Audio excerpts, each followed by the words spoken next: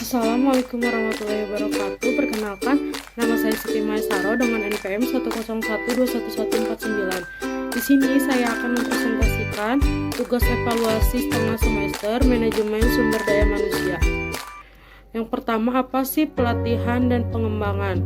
Pelatihan adalah suatu proses pendidikan jangka pendek dengan prosedur yang sistematis dan terorganisir, di mana personil non manajerial ini mempelajari kemampuan dan pengetahuan teknis untuk memiliki tujuan tertentu.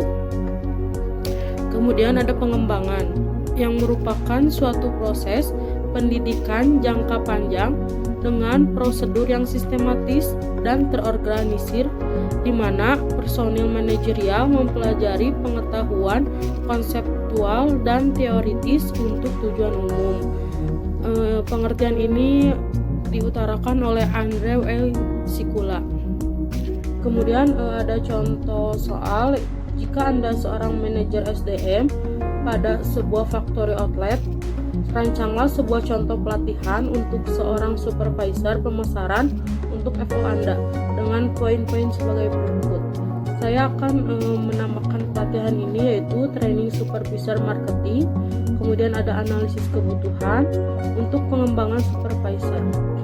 Kemudian kebutuhan training supervisor terdiri dari mengembangkan kepemimpinan, pelatihan komunikasi dengan baik dan efektif, penjelasan tugas supervisor keseluruhan, pelatihan proses bimbing anak buah.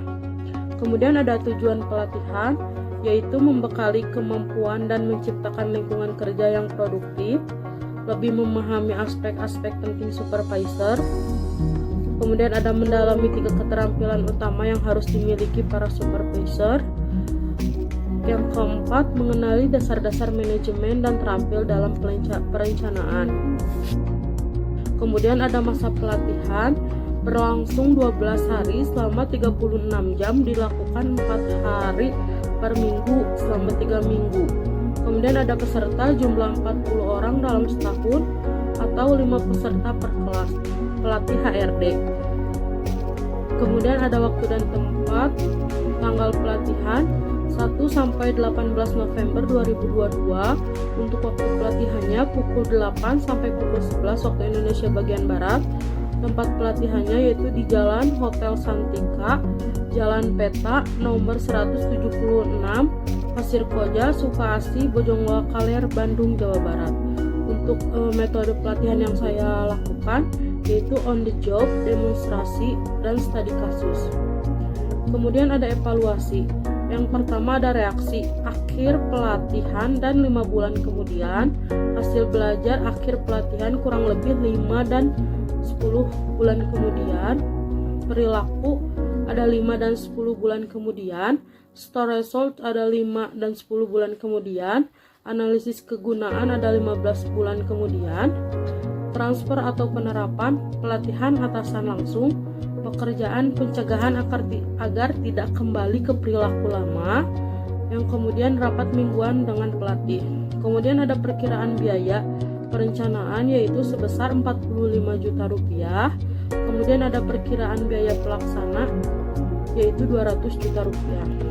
Perencanaan dan pengembangan karir. Soal yang pertama, Anda adalah pegawai perusahaan C, perusahaan konveksi pakaian remaja. Apa yang akan Anda lakukan dalam perencanaan karir Anda? Misi. Yang pertama, saya akan menyusun visi misi dalam beberapa bulan ke depan agar mendapatkan karir yang lebih bagus. Kemudian evaluasi diri. Saya akan menjadikan masa lalu sebagai pembelajaran untuk melangkah jauh ke depan. Kemudian ada fokus, saya akan fokus pada kelebihan dan perbaiki kelemahan. Maksudnya saya akan fokus mengembangkan potensi yang saya miliki dan memperbaiki kesalahan. Kemudian ada merancang karir, saya akan mengatur strategi untuk meraih profesi yang saya inginkan dengan mulai dari hal yang kecil. Kemudian ada soal yang kedua yaitu, saat ini Anda sudah menjadi direktur SDM dalam perusahaan C. Perencanaan dan pengembangan karir apa yang akan Anda lakukan? Jika saya direktur figur sumber daya manusia, saya akan melakukan pendidikan untuk karyawan terbaik saya dipilih dan diberikan fasilitas untuk dapat mengambil pendidikan ke tingkat yang lebih tinggi. Kemudian ada job enrichment untuk penambahan tugas dan tanggung jawab di posisi yang sama kepada semua karyawan agar tidak merasa iri. Kemudian ada coaching untuk meningkatkan kualitas dan kuantitas kerja, transfer pengetahuan, menambah keterampilan bawahan agar tidak stagnan, dan mendekatkan hubungan kerja antara atasan dan bawahan. Kemudian ada pelatihan. Saya akan melakukan pelatihan kepada semua karyawan saya untuk program umur dan mengembangkan tenaga kerja dengan bentuk pelatihan di perusahaan. Kemudian ada rotasi kerja. Saya akan menyiapkan karyawan terbaik untuk mendapatkan promosi, kemudian memberikan tantangan baru atau menambah keterampilan karyawan agar tidak stagnan. Cukup sekian presentasi dari saya. Mohon maaf apabila ada salah-salah kata. Akhirul kalam, saya ucapkan wassalamualaikum warahmatullahi wabarakatuh.